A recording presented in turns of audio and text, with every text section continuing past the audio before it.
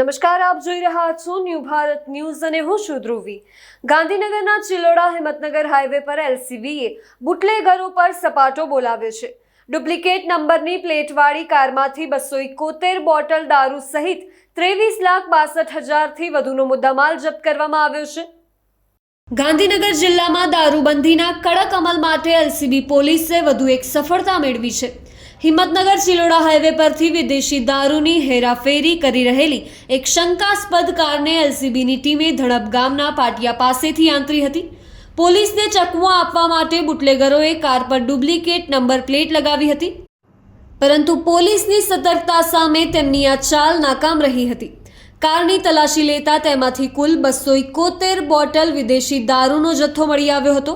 પોલીસે સ્થળ પરથી 2 શખ્સોની ધરપકડ કરી છે અને દારૂની સાથે કાર સહિત કુલ 23,62,580નો મુદ્દામાલ જપ્ત કરવામાં આવ્યો છે।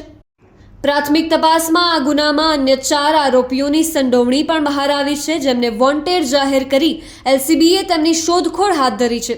હાઈવે પરથી પકડાયેલો આ દારૂ ક્યાંથી આવ્યો હતો અને ક્યાં પહોંચાડવાનો હતો તે દિશામાં પોલીસે વધુ ધમધમાટ તપાસ શરૂ કરી છે।